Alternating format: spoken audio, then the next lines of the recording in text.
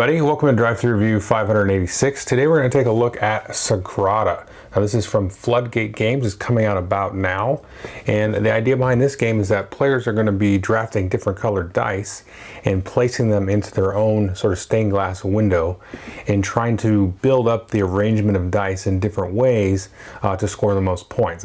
How you score points is going to vary from game to game. There's going to be some sort of public objectives and goals that you're going after, as well as private goals and things like that. And then there's also some tool cards that will allow you to kind of mitigate the luck of the dice. So let's go ahead and jump right into how the game actually works, and then I'll tell you what I think of it.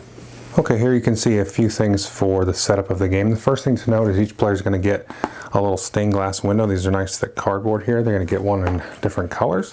And then you're going to shuffle up and deal out these cards here. And you can see these are double-sided. Now the couple things to note about this is you can see these little pips here at the bottom. It's got 3 on this side and then 5 on this side. And what that means is the number of favor tokens you're going to get by selecting that side has a little bit to do with the difficulty level. Now the favor tokens that you get, you're going to spend and activate some of these special ability cards. Let's go ahead and just choose this one here. It's got 5. And then you're going to slide that in there like that. And then this is going to give you kind of your layout or your target layout that you're going for. So you can see you need a 6-pip die to put in there, a blue die, a yellow die, and so on. You're going to have to arrange those in different ways, and then you're going to take the number of favor tokens that are allotted to you. And if you look in the center here, you've got a round tracker here. You're always going to play 10 rounds. You've got 3 face-up public goals, and this is going to drive the majority of your scoring here. So you can take a look at this one, for example. It says color diagonals, so count of diagonally adjacent of the same color. So if you had 2 blue adjacent diagonally, in different ways, or yellows, you're going to get points for each of the dice that's adjacent to like color. Here, you're going to want to have a bunch of 3s and 4s on your board. So for every pair of those, you're going to get 2 points. You can see that there. And then this one is you're going to try to collect a variety of dice. And so there's 5 different colored dice in the game, and for each set of those, you're going to get 4 points. But you can see this goal here might kind of conflict with this goal, possibly. Then you've also got here some special ability cards. These are tool cards. These are going to be different things. I'll kind of explain how those work. You can use those during your turn. There's a deck of those here, a deck of those special goal cards. And then you have these here with a gray back. These are private goals, and these are all basically the same, but they're going to be for different colors. So you can see you got one for each of the different colors, and then this is going to give you points equal to the pips of all the yellow dice in that case. Or if you have this one, it's going to be all the red dice. So you're going to try to go after a certain colored dice possibly, but that's going to be private. So the way the turn is going to work is whoever the start players for that round get the bag of dice.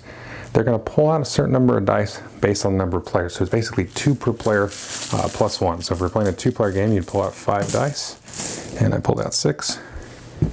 And then you're going to go ahead and roll these and put these out here, and then players are going to be able to draft those.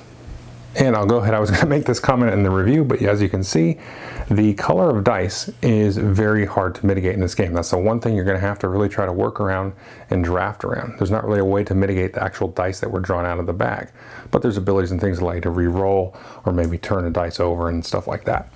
But the way the drafting is going to work is, let's say I'm first, I'll go ahead and maybe choose this green die, and then Billy will go. And then since we're playing a 2-player game, Billy will go again, and then I'll go again, maybe grab this other 6, and then this die here is going to be remaining. Now if you're playing a 3-player game, you would have 2 more dice out on the table. I would go, Billy would go, Francesca would go, and then Francesca would go, Billy would go, and I would go. So it's kind of a weird kind of round robin, similar to placing houses in Catan. Now the remaining die is just going to be placed on this board there, and that's just going to be a way to track the number of rounds.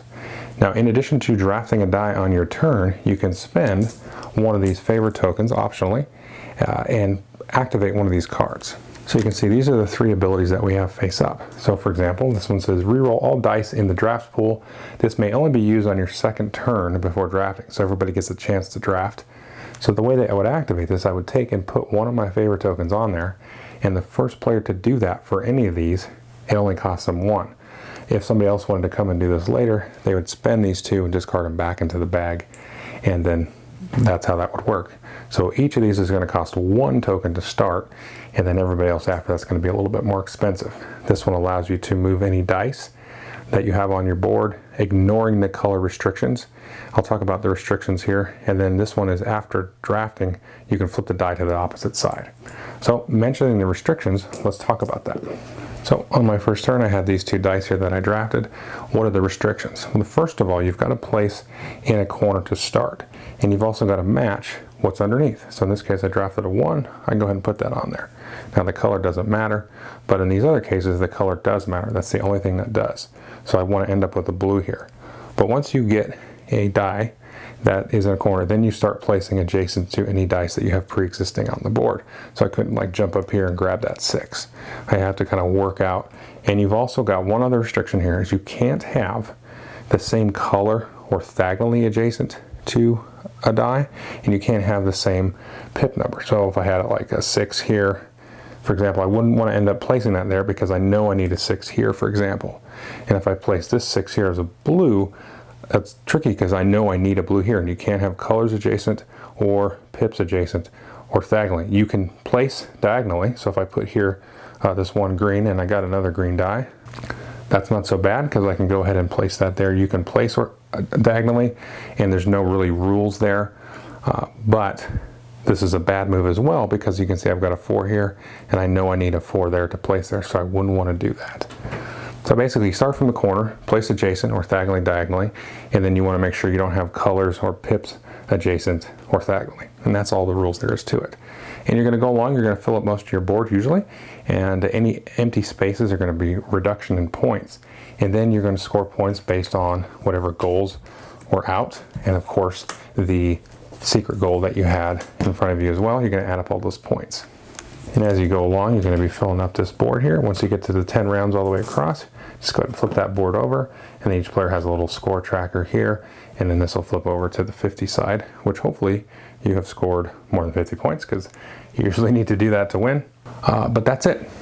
Okay, so that is Sagrada, and let's just get one sort of caveat out of the way because I really do enjoy this game.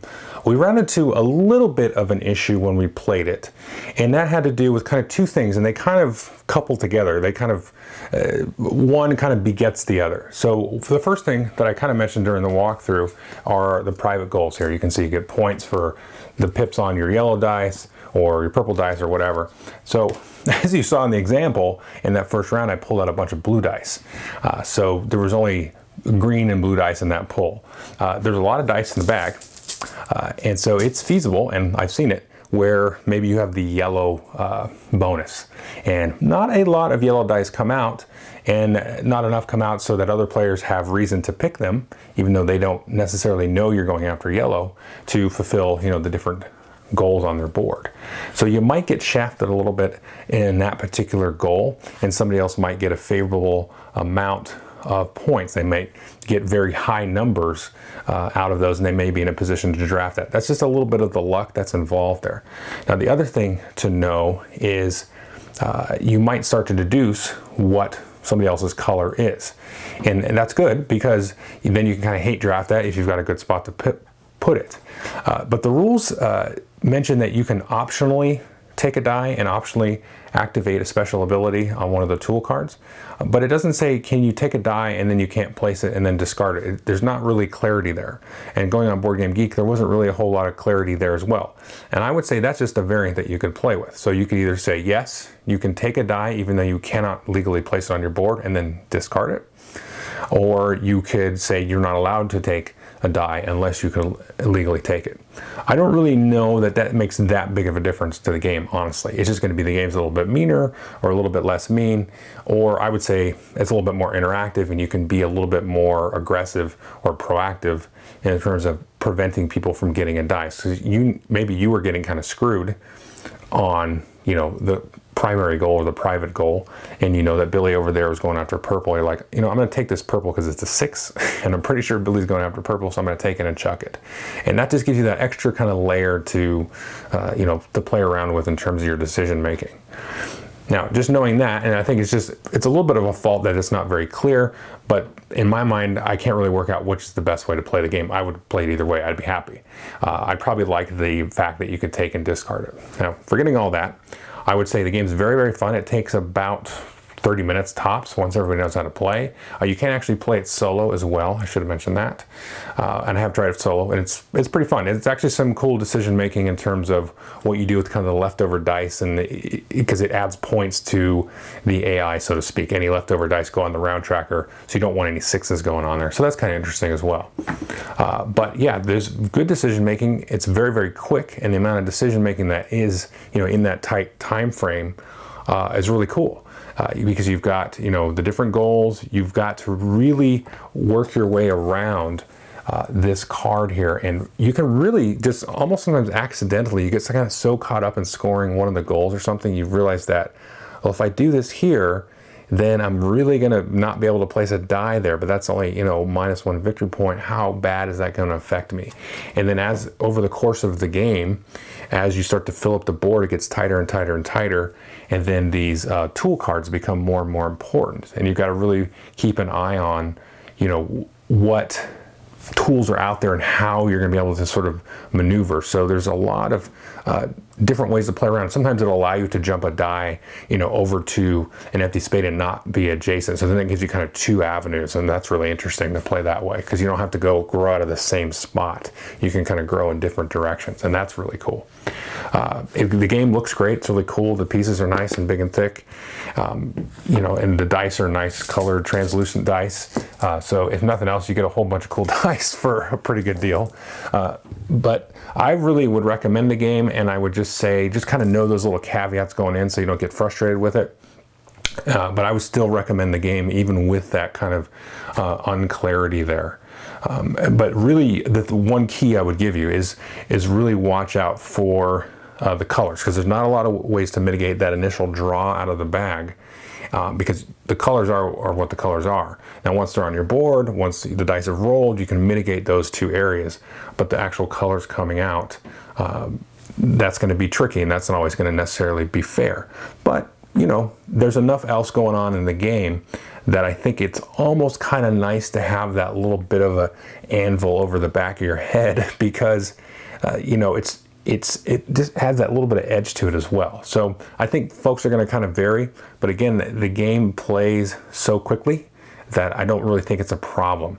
And you're going to be able to play it enough times, like say in an hour. You could easily play this 3 times in an hour once everybody's familiar with the flow of it and how to use kind of the different tools and all that kind of good stuff. Once you ingest all that, you can definitely play this, 3 times in an hour. I'd say even with 4 people. But I definitely recommend this game. It's a great production. It's very, very fun. If you don't get too kind of uptight about how fair things came out, I mean, it is a dice game, then I think you're going to have a great time with it. So that is Sagrada. Thanks.